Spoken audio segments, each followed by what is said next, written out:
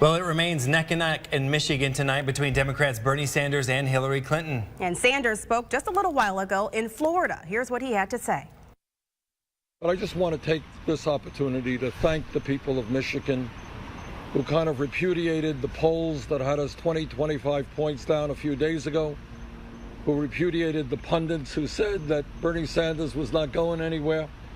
And I want to thank the many thousands of volunteers that we had in the state of Michigan for knocking on doors and for making the phone calls that created this kind of enormously successful night for us.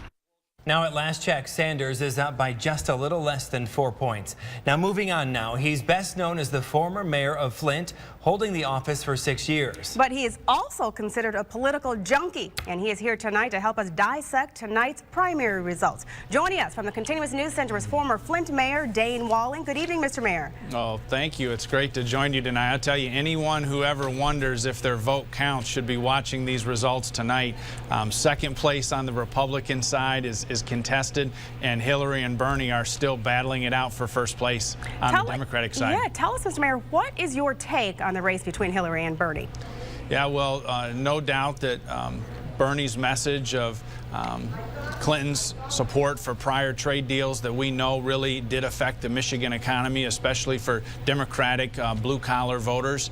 And now we're seeing the results of that message getting through. We knew that there was a trend towards him on the ground. You could hear it from people I was talking with across the state, and it's showing up tonight. I was looking at Bay County, they're tied, but in Clare County, Lapeer County, Midland County, Bernie has a lead. We're waiting to see what happens in Wayne County.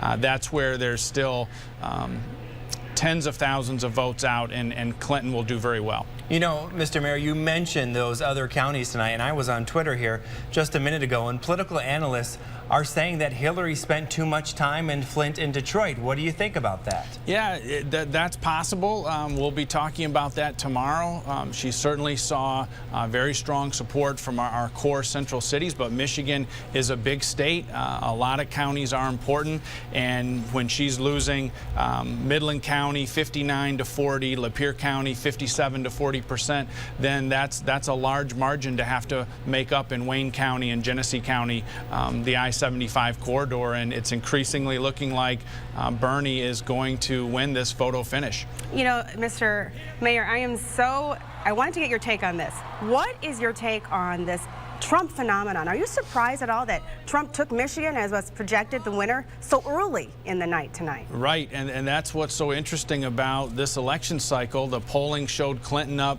10–15%, and she may end up losing by a couple percent. On the Republican side, the polls were showing Donald Trump up by 10–15%, and he's going to win by that amount with a photo finish for second place.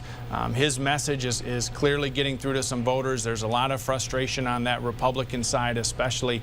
So there's a lot of states left, a lot of campaigning left, and I know that the candidates are going to continue to battle this going forward. What do you think? Is this just a small taste of the excitement that we are going to see come November?